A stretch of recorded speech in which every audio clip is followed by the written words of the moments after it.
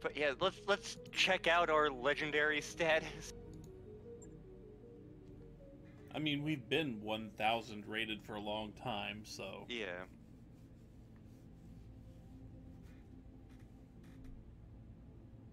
So yeah, there we go. There we go.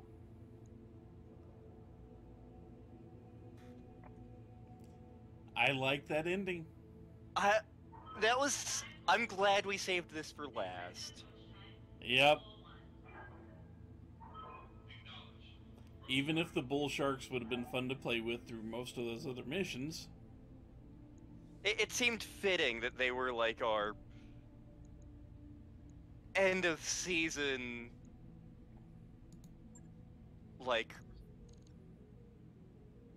final boss fight mechs. Yeah. Can I repair? I should be able to repair everything. I mean, only 3 mechs really took severe damage. Okay, only 2 mechs actually took severe damage.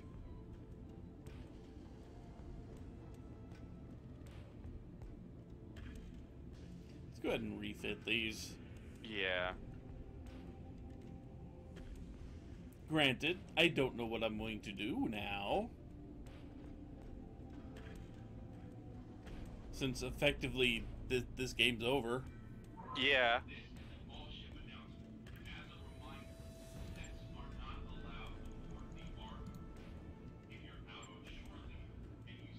I really didn't lose much in the way of components.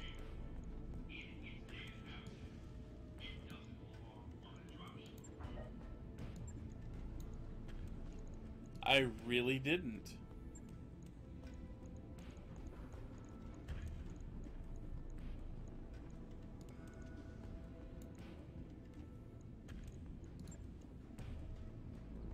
There we go.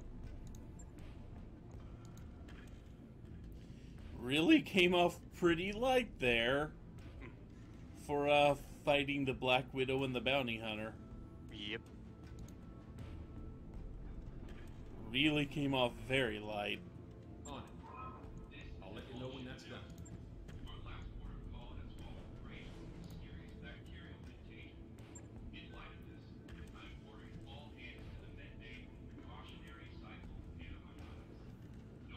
Yeah, unfortunately the Bounty Hunter was just able to bypass the armor in your torso and hit the ammo.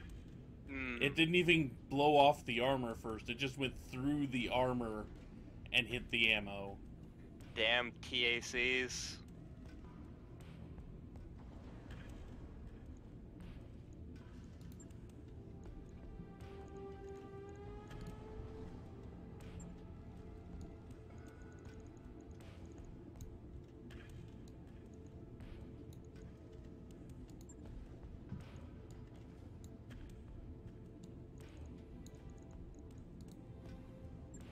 Didn't hit anything else. Hit almost nothing else.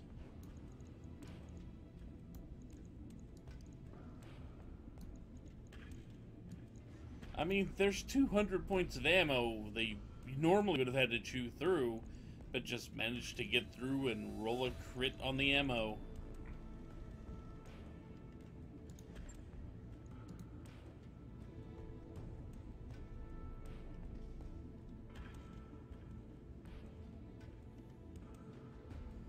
Yeah, I forgot to repair other things. Oh well.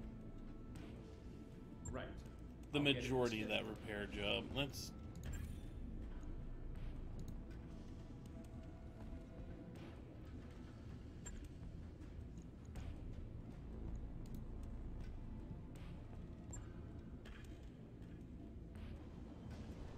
do this again because I forgot to hit the wrench.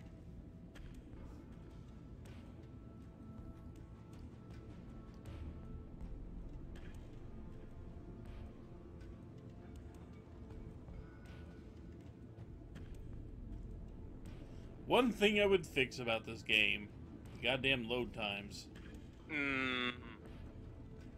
That is really my main gripe with this game.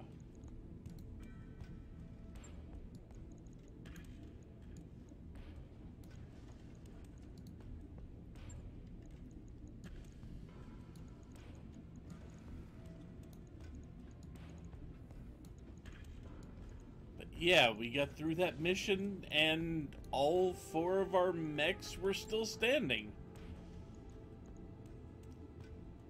I am slightly impressed with myself there that we built this lance that could actually do that.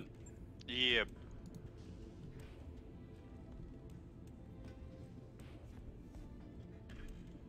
I mean, I probably shouldn't be, but, you know.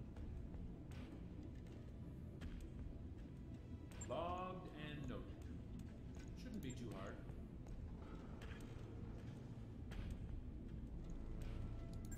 That one didn't actually take any real damage. There we go. Everybody is refit now.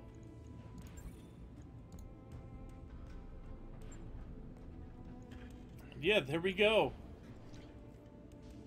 This has been Let's Play Battletech. I would like to thank you all for joining us for this ride. It's been a lot of fun, in case you couldn't tell from my end. Indeed. Thank everyone. Thank you everyone that's been watching this long. This has been one of the longer rides I've gone on.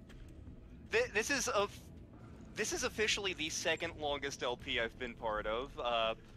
The first longest LP is also on this channel.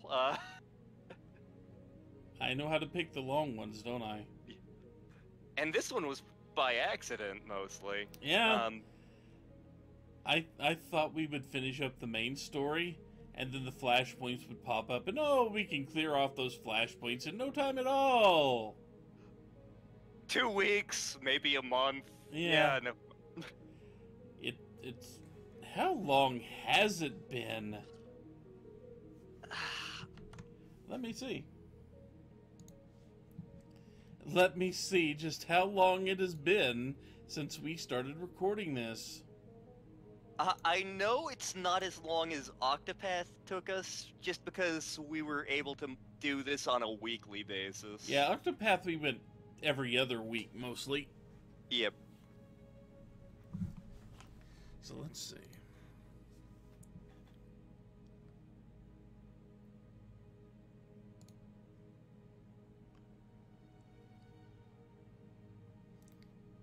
So let's see. I'm just trying to look through here.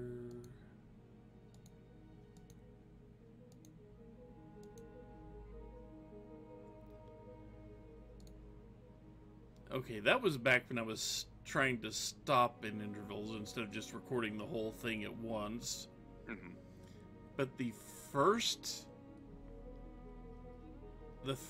video is showing March 7th. Okay, so it's been 5 months. Yeah. And it will be well into March of next year by the time this comes up. Damn.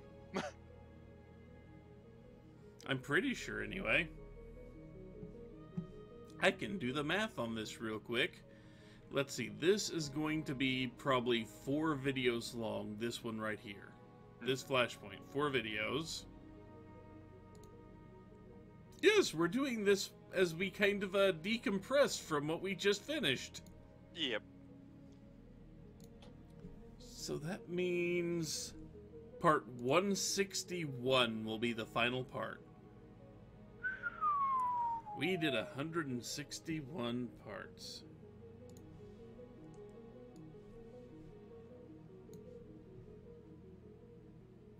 And don't mind me, I was just trying to make sure we were actually able to start this flashpoint, so I was looking up videos and the wiki. It's like, where do we start this thing? Because it didn't want to kick off for us. It really didn't want to spawn. It really didn't. I was like, we can do this, right? I mean, we did this, right?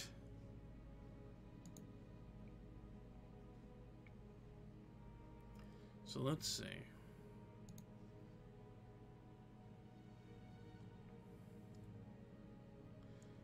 So 161.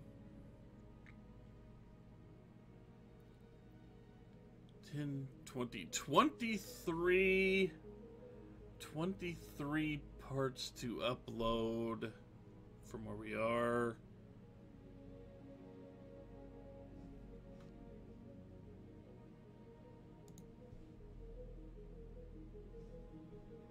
I need the calendar.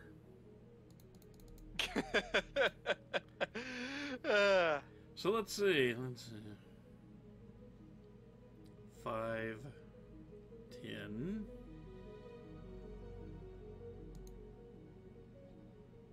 15, 20, almost March. Wow. This will almost post until March.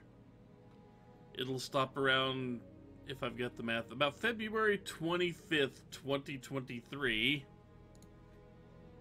will be when people are seeing this video. Roughly then. Hello, people of the future. Message me and let me know if we have the flying cars yet. Let me know if, like, the continent sinks into the ocean. I'm just worried about the flying cars. But yeah, this has been a very long Let's Play. Yep. Not as long as Octopath. Although, if I'm not mistaken, you were in more videos of this one than you were in Octopath.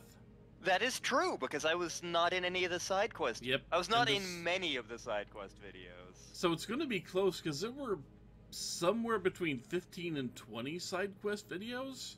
Yeah. And Octopath Traveler is exactly 16 videos longer. Okay. So it's close.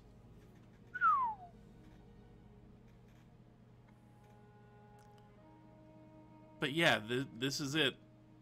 We have finished this Let's Play, this marathon of a Let's Play. And again, I obviously enjoyed the hell out of it, because, as you all are now painfully aware, I love this setting. Even when I managed to troll him by complete accident so many times.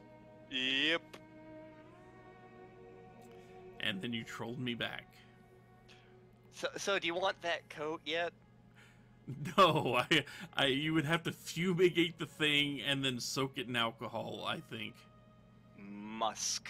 Musk. He wants to make love to his coat. But we hope that all of you guys enjoyed the ride too.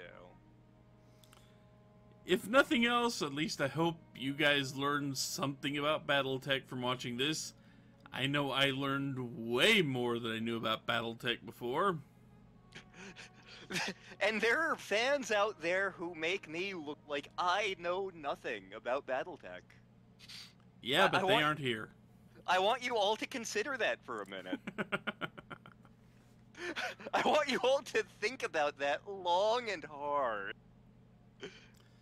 And I will say there is a possibility in the future that we might try to play Mech Warrior 5. Yep. But it's not a great possibility, because trying to keep up with the story missions in that one is weird. They seem to pop up once and then you kind of forget where they are. So if I can find a way to keep up with the story missions, and it's been long enough, you might actually get to see us try to pilot mechs real time and really make fools of ourselves. Yep. Just keep in mind that the entire Mech Warrior 5 thing, there's tonnage requirements on every single one. Every single mission you've got will have a maximum tonnage you can drop. But that's for the whole lance, and it doesn't make you have individual mechs be a certain weight or under. It just wants you to say you can't drop more than 240 tons into this zone. Which means you can pull 200-ton mechs out and go to town. Mm-hmm. But that is consideration for future us. Yes. So, I have to say, this was a blast to record with you. I quite enjoyed it myself. Yes. We had a lot of fun with this one. We did. We really did. Sadly, there aren't that many great Battletech games out there that lend themselves to Let's Plays like this. I mean, I could pull out the Super Nintendo Mech Warrior thing if I wanted to hear Lantern sobbing quietly the entire time. They've canonized some things from that. Yeah, they may have canonized some things from it, but still, there isn't a single original, a single mech name in that game that actually exists. I think they reworked some of them into other mechs, but that's a whole other thing, and it's definitely not the first time they've done that. And you want to know how to win in the Super Nintendo Mech Warrior game? Once you get the 100-ton mech, yes, the 100-ton mech, because there's only one, you load it with as many SR rims as you can get away with. And then you just start walking backward as soon as anyone gets in range. That is a viable strategy for some assault mechs. But it works on every fight in the game. Huh. The AI is not good.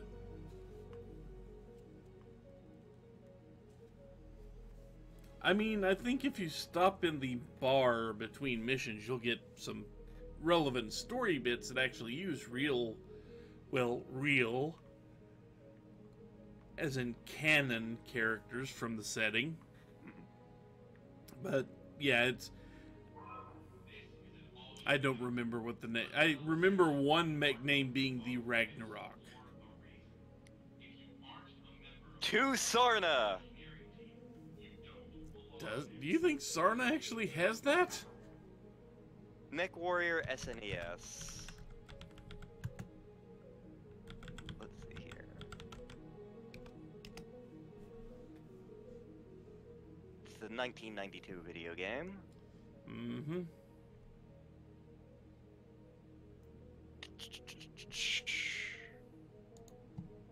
I swear they have it on here. Let's see.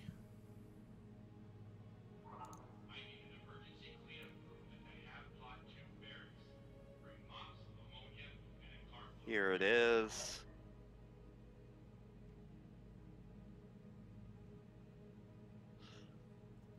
Okay, the Nexus and the Grand Crusader get... Ragnarok gets put into Mech Assault, although very tweaked. Doesn't actually give you a list of the mechs in this game. That's a shame. But yes! Oh, here we go. Here are the mechs. Here are your light mechs. The Nexus A, the Nexus B, and the Nexus C. They kinda sorta look like somebody mixed a Locust and a Raven. The Nexus actually, there winds up being a version of the Nexus in canon. It is a Comstar mech. It is a reworked version of the Jackrabbit. But yeah, your next mechs, I'm pretty sure these are medium mechs, the Fujin and Raijin. Raijin ends up being a Word of Blake mech. The Fujin is actually a reworked version of the Raijin. And it kind of looks like the Nexus with a head put on top. Oh, good lord. Then you've got the Grand Crusader. Winds up being a Word of Blake mech down the line. And then the Ragnarok. The Ragnarok is from, a reworked version of the Ragnarok winds up in Mech Assault, and it is super duper non-canon. The fuck is a lava gun? But it's not even a 100-ton mech. I saw that. It's 85 tons. Okay, yeah, the one in Mech Assault is 100. It doesn't say how heavy the other mechs are. It just says that one's 85 tons.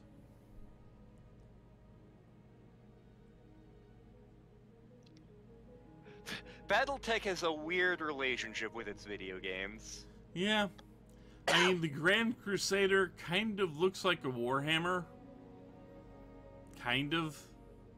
It doesn't have the arms bent forward naturally. It's basically got two PPCs on the forearms, but they're kind of hanging down by its side in the picture.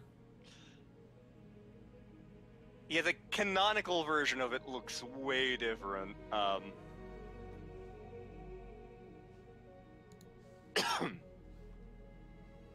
Two big smokestacks in the back because they felt like it. Yeah.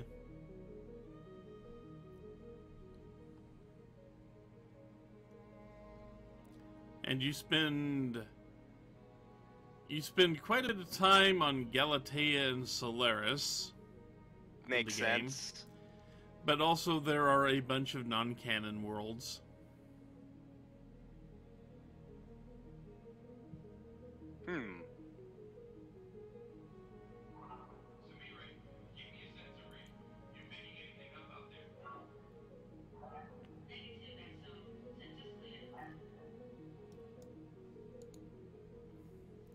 And the game takes place in 3027. Okay, none of those mechs exist at that time. Yep.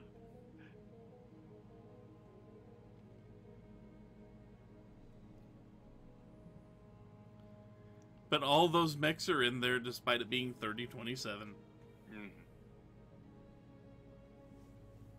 To be fair, I think the game was made before the canonical versions of those mechs were made. And apparently this was followed... I think the next game was 3050. Yeah. Also made by Beam Software.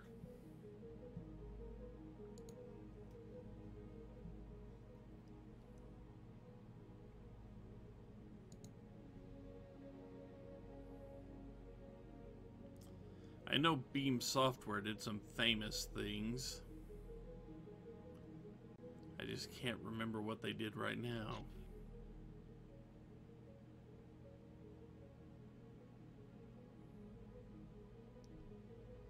Australian video game developer from Melbourne.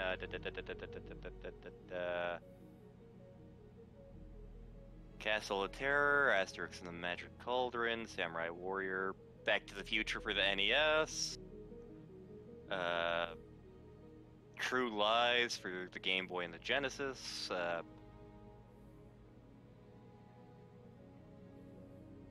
Oh god, Radical... Back to the Future.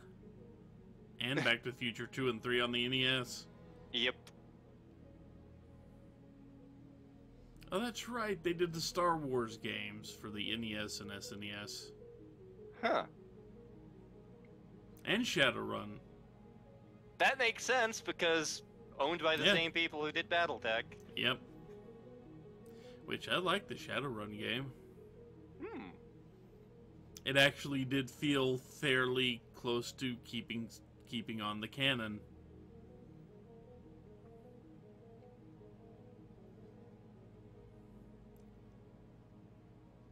Which there was one thing about the SNES Shadowrun game that was kind of...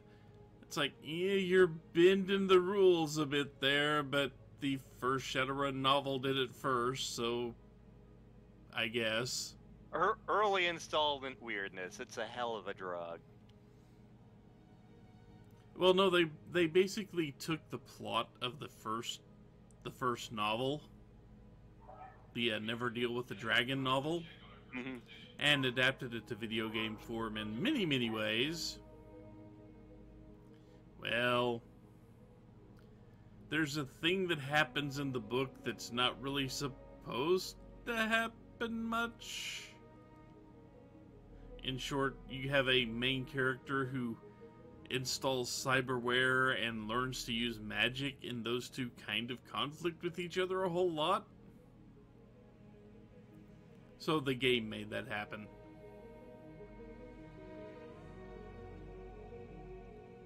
Welp. Yep.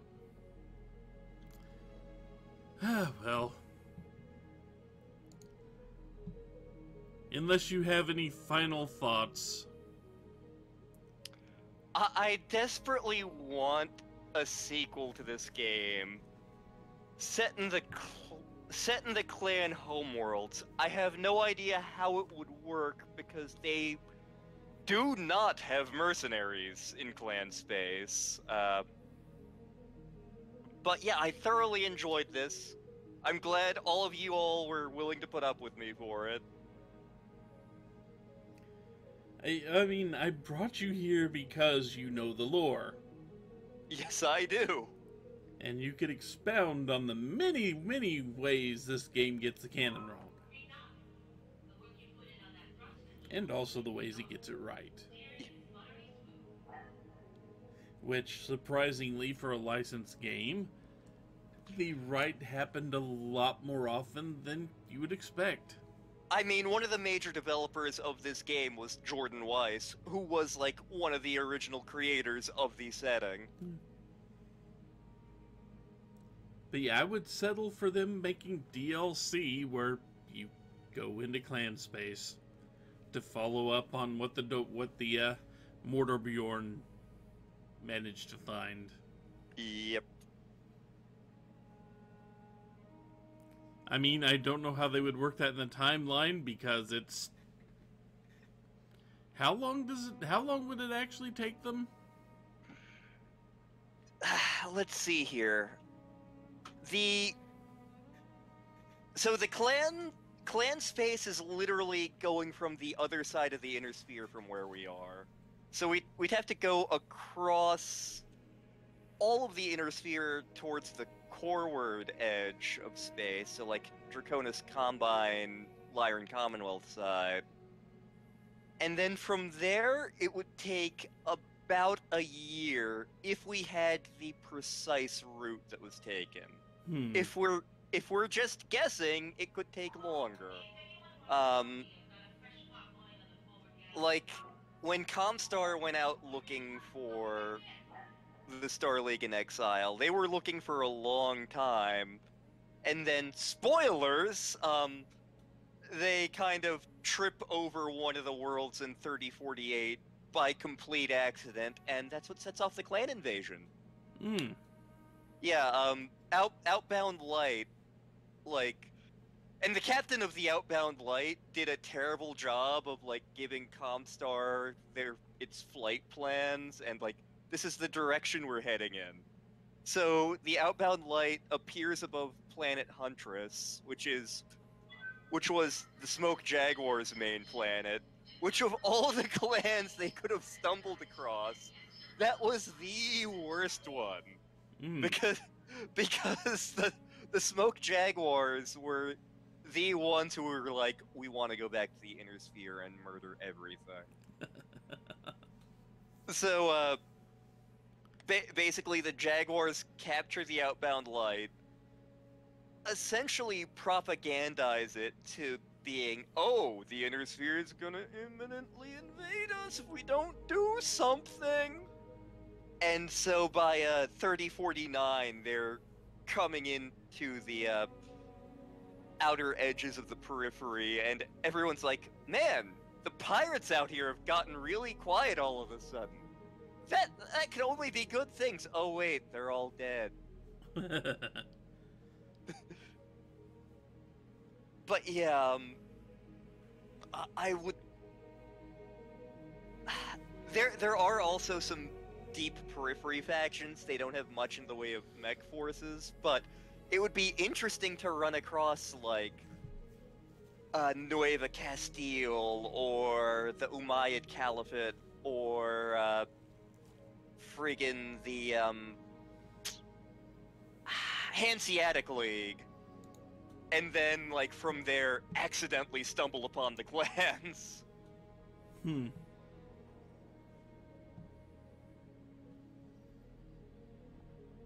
But yeah, it would be interesting. Look, Surratt wants to pilot his damn Kodiak. Is that so wrong? I mean, that would be a goal, yes. I want to pilot the Kodiak and give it my yellow and black paint job. Yeah, yes.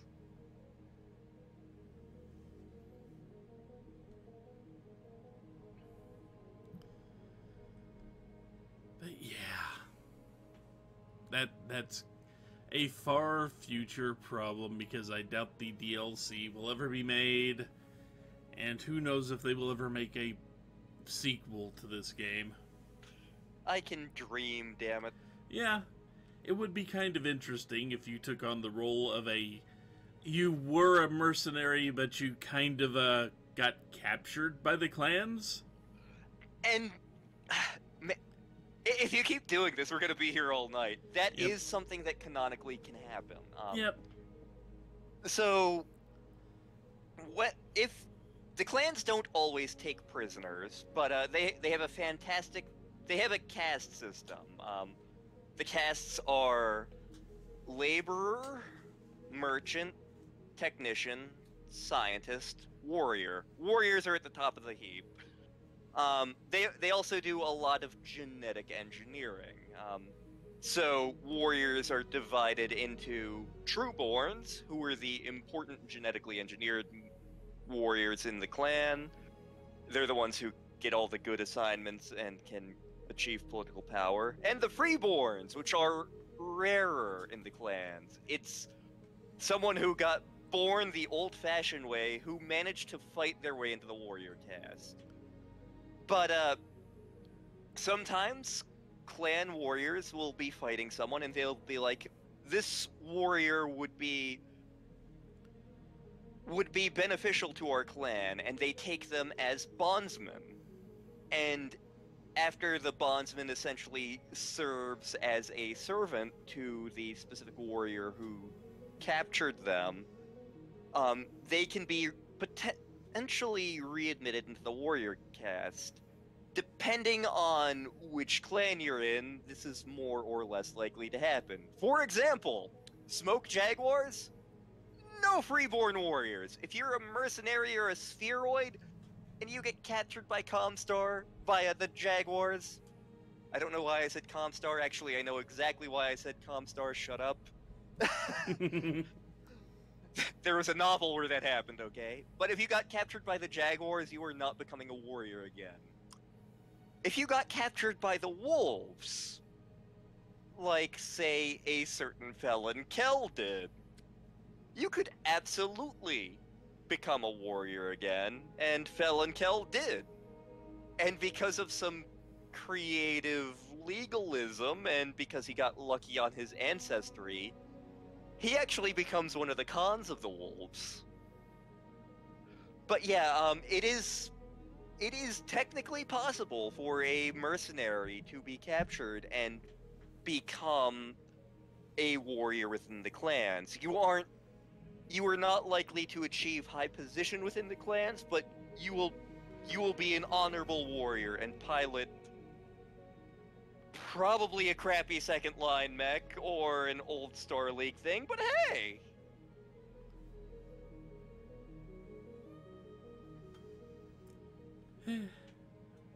Pipe dreams.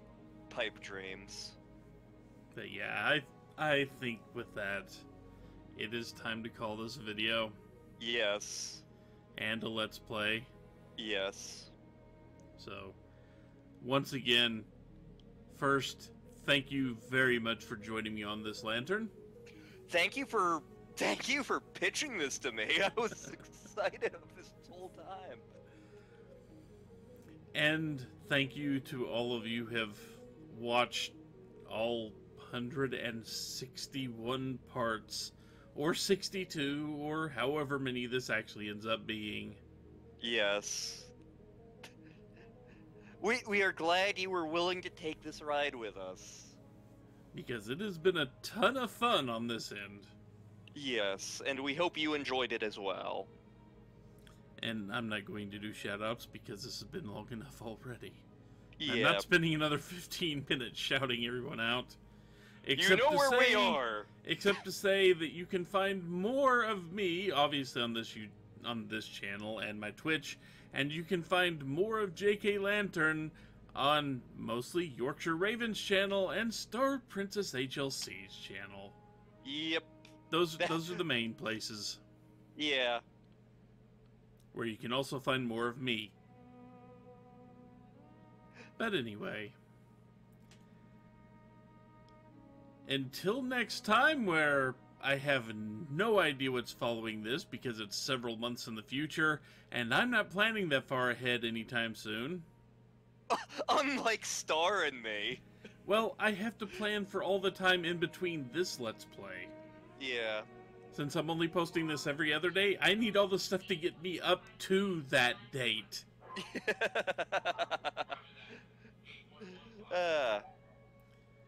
But anyway, thank you everyone for watching, and take care of yourself. Bye-bye-in.